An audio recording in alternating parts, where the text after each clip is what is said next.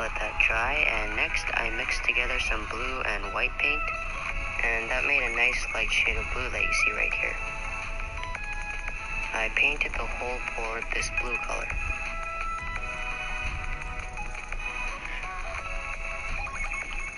And now it was time to start painting the flippers, so I painted both those white.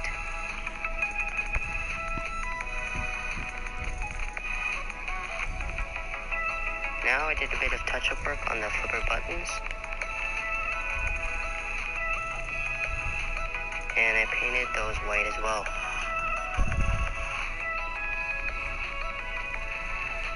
Alright, so once that dried, I made a variety of different obstacles and targets for the pinball machine. So the first one here is Bowser Jr.'s castle. The objective of this target is to try to get the ball into the castle, and if the player manages to do so, then it will activate multi-balls you saw right there. Okay, so moving on to the next target here, this one is very simple. So how this works is the ball will just travel up the orange ramp and around onto the tracks.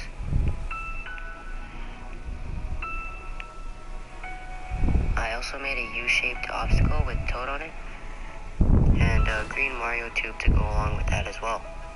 Finally, for the obstacles, I made a few basic ramps and bumpers that pretty much every pinball machine has, and now it was pretty much done. All I had to do was glue those targets down, and finally I printed some Nintendo-themed pictures and just filled in some of the empty space on the board. Once that dried, the whole pinball machine was complete.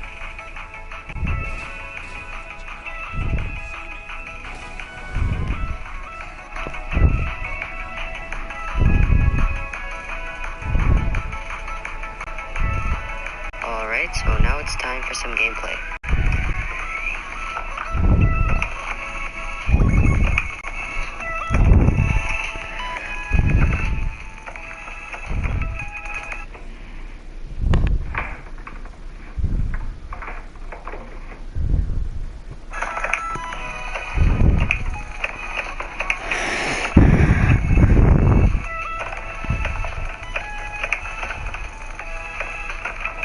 If you have any questions, just leave them in the comments below.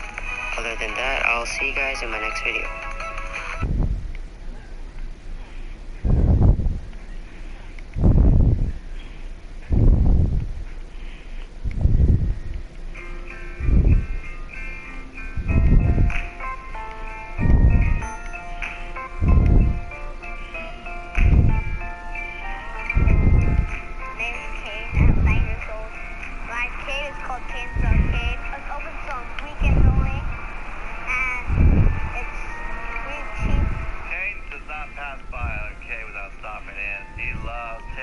Playing games. He loves prizes, so it was only natural for him to build his own arcade.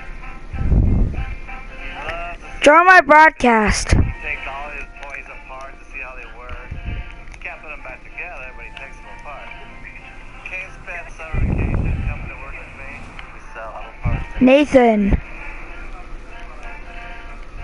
My dad has a lot of boxes back there. He ship parts out, so I cut them up and make my arcade games out of it. My first game I made, the basketball hoop I got at Shaky's Pizza, and it's really cool. He taped it onto a box, and he was offering people chances to play for like a nickel. He started from that little game, and little by little they started getting fancier and fancier, and eventually he took over the whole store.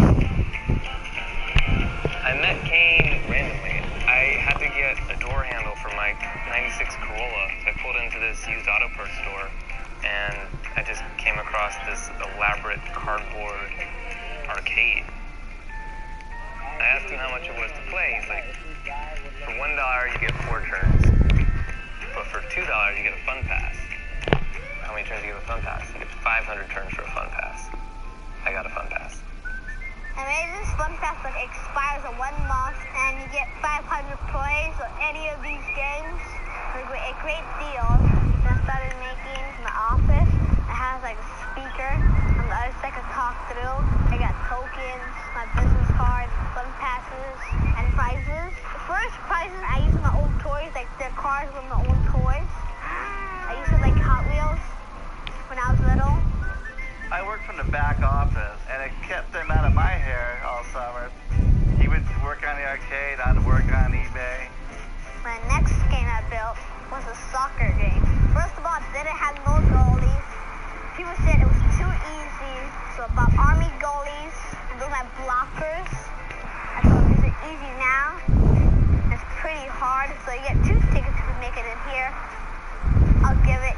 4-star, hard game, challenging game. 4-star. One day, Kane tells me, Dad, I want to buy a claw machine. I said, why don't you just build it?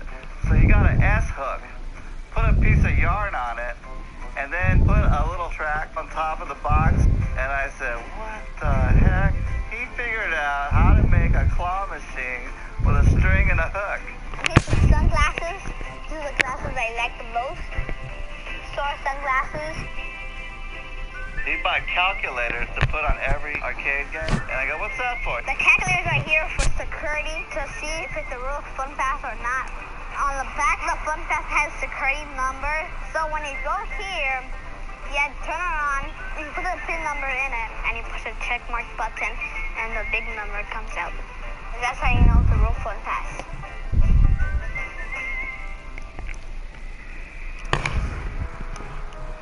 My dad started the business in 1955. We have used auto parts.